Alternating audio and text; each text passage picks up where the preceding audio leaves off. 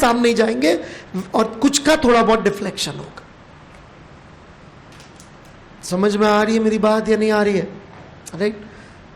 वैसे सिलेबस में नहीं है पर मैं कवर कर रहा हूं एनसीईआरटी की वजह से, और कोई रीजन नहीं है मेरे कवर करने का इसको। ठीक है, जो केमिस्ट्री में नहीं कर रहे वो पढ़ा रहा हूं मैं डिटेल में।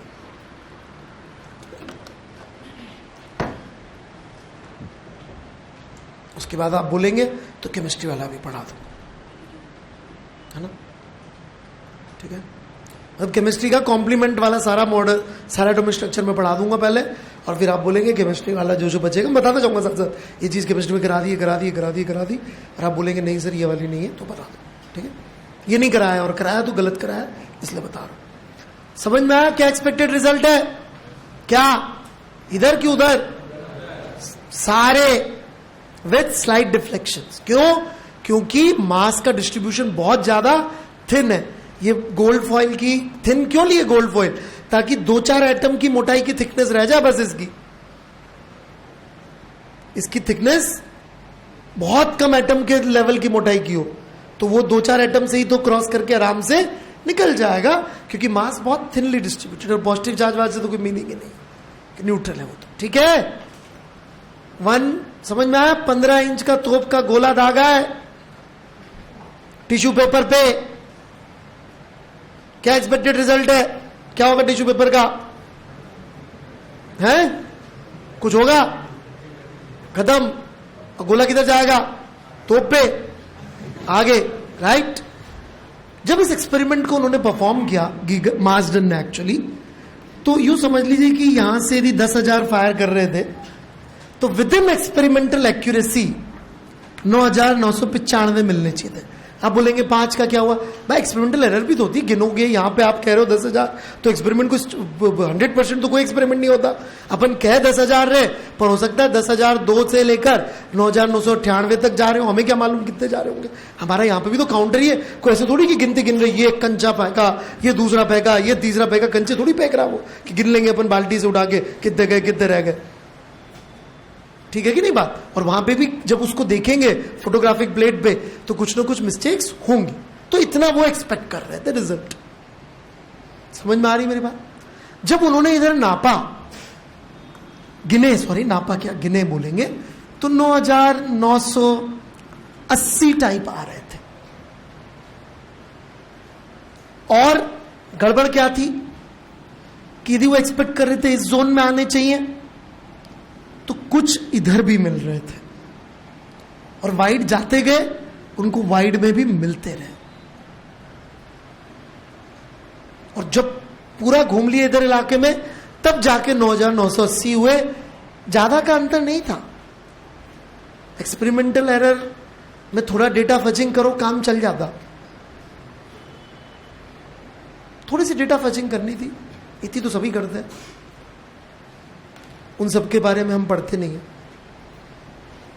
बस यही अंतर। इन्होंने नहीं करी। ये गाइगर के पास गए, सर वो एक्सपेरिमेंट कर रहा हूं, रिजल्ट नहीं मैच हो रहा। गाइगर इनका टीचर था, उसने लगाया गधे कहीं के, ये वो काम नहीं करते ढंग से। ऐसे बोला, टीचर तो गधा तो बोलता ही होगा, मैं तो मान के चलता हूं। अरे तो वो खुद गया, उसने भी काउंट किया ईमानदारी से इसकी तरह ही, फिर रिजल्ट नहीं मैच हो रहा था। कई बार उन्होंने काउंटिंग करी, उनका रिजल्ट आता ही नहीं था। मतलब बहुत मुश्किल होता है इसको काउंटिंग करना, गिन रहे। अब क्या करें, दोनों परेशान। तो इनकी जो लैब थी, उसके जो प्रोफेसर थे, जो इंचार्ज थे उस डिपार्टमेंट के, उनका नाम था अर्नेस्ट रदरफोर्ड। ये दोनों उनके पास गए, वो चलते चलते जा रहे थे। बड़े लोग हैं, चलते चलते बात करते रहते लोग। अरे वो जा रहे, इनके साथ साथ ये भी जा रहे, सर ऐसे ऐसे एक्सपेरिमेंट है, ऐसे डिवाइस किया, ये किया। सुन के समझ लेगा, रदरफोर्ड इंटेलिजेंट आदमी था। अच्छा अच्छा अच्छा, वो सुन रहा। बोला ऐसा करो, इधर पीछे भी देखो। उसने बोला रदरफोर्ड ने कि पीछे भी देखो। तो जो गाइगर का स्टेटमेंट है, जब उसने ऐसा सुना तो उसको लगा बुढ़ा सारा रख गया, कुछ नहीं है, पागल हो गया, इसके दिन आ गए। और राइट, पीछे कहाँ मिलेगा? इट इज लाइक, गाइगर का एक्चुअल एक्सप्रेशन यही है कि it is like you have fired a 15-inch shell on a tissue paper and the shell strike back the gun and kill the gunner.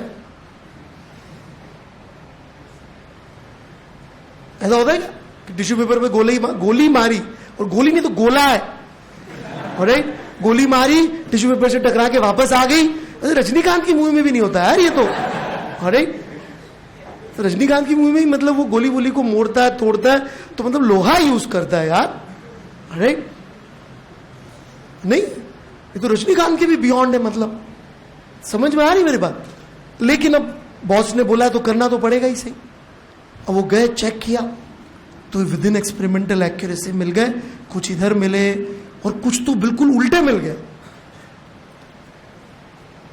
समझ में आई बात। और आपका रिजल्ट 9900 लेट से 95 था, तो 97 टाइप, मतलब विद इन एक्सपेरिमेंटल एक्यूरेसी आ गया, यदि वो पूरा ढंग से चेक करे। और सबसे अमेजिंग था, बिल्कुल पीछे मिलना या यहां मिलना, बहुत कम मिले, लेकिन यहां पे भी मिले, राइट। चूंकि इसका एक्सप्लेनेशन अर्नेस्ट रदरफोर्ड ने दिया, उनके नाम पे मॉडल है, उस लैब के इंचार्ज वो थे, इसलिए उनके नाम पे है।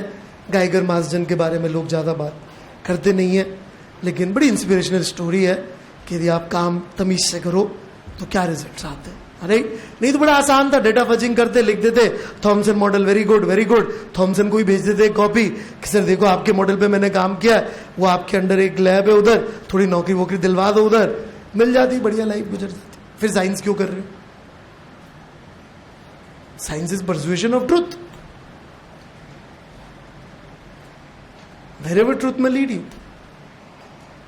If it leads you to कि थॉमसन मॉडल इज जिंदाबाद, तो जिंदाबाद। If it leads to Thompson model is wrong, so that's also true, right? So it's a very inspirational story कि एक्चुअली हुआ क्या था इसमें।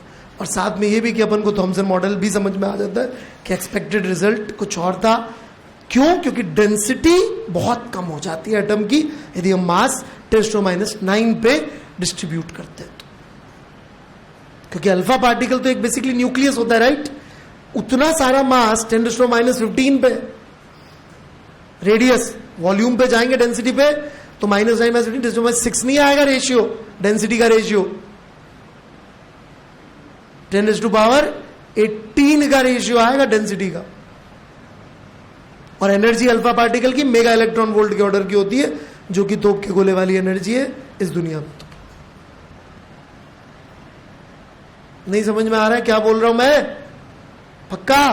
ऑलराइट, कोई डाउट है तो बोलिए। क्लियर है बिल्कुल क्या हो रहा है यहां पे कि नहीं क्लियर है? ऑलराइट।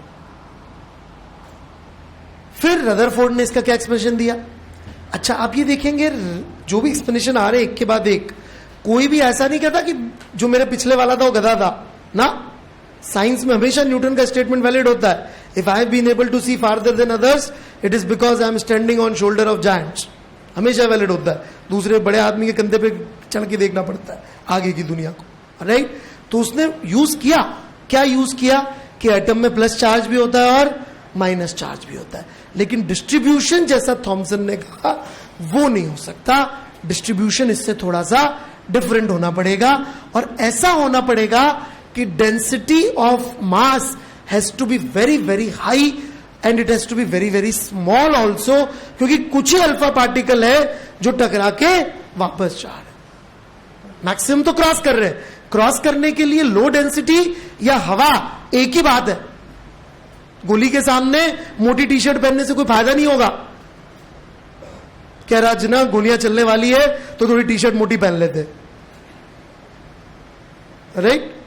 नहीं तो खाली जगह भी सेम है, गोली चल रही हो कोई फर्क नहीं पड़ने वाला है, राइट। और ये तो गोली नहीं गोला है, तो खाली जगह मैक्सिमम और उसके चारों तरफ इलेक्ट्रॉन घूम रहा होता है। अभी भी मैक्सिमम रिजल्ट्स वही आएंगे, लेकिन जो उस रिजल्ट में एक चेंज था छोटा सा कि कुछ इधर मिल रहे थे, वो अब एक्सप्लेन हो जाएंगे। मैक्सिमम मास और मैक्सिमम पॉजिटिव चार्ज बहुत छोटी सी जगह पे होता है, इसको न्यूक्लियस बोलते हैं। इसलिए न्यूक्लियस की डिस्कवरी रदरफोर्ड के नाम पे कही जाती है, क्योंकि एटॉमिक मॉडल जो है ये वाला रदरफोर्ड एटॉमिक मॉडल में अभी भी न्यूट्रल है एटम, प्लस और माइनस चार्ज अभी भी अलग है। मेन बात जो थॉमसन की थी वो सही है, जो उन्होंने तुक्का मारा था कि उनका डिस्ट्रीब्यूशन कैसा है वो गलत। ठीक है, तो हमारे लिए ये मॉडल बहुत इंपॉर्टेंट है, क्योंकि हमको इसके आगे कुछ आना नहीं है। पोर वोर तो ऐसे ही है, फंडेबाजी है फालतू की, राइट। उसकी कहानी तो इससे भी बुरी है, ये तो फिर भी इंस्पिरेशनल स्टोरी है। अब हम नीचे जाएंगे, बहुत नीचे जाएंगे, राइट। ये साइंस की दुनिया थी, अब हम बहुत खराब दुनिया में जाने वाले हैं, फिजिक्स की दुनिया से बहुत बुरी दुनिया में जाएंगे। बड़े आगे, कोई तकलीफ किसी को यहाँ तक समझ में आ गया? समझ में आता है, इससे एक्सपेरिमेंट एक्सप्लेन होएगा सब कुछ, बाहर निकलना तो होगा ही सही, लेकिन कुछ का पीछे आना भी बहुत अच्छी तरह से एक्सप्लेन हो रहा है। क्लियर है बिल्कुल? ऑलराइट, बता दूं क्या मिटाना क्या है इसमें? लिखते लिखते तो कुछ है नहीं, सही है। फिजिक्स लिखना विखना नहीं पड़ता ज्यादा, मैथ्स के टीचर बेचारे मर जाते लिख लिख के।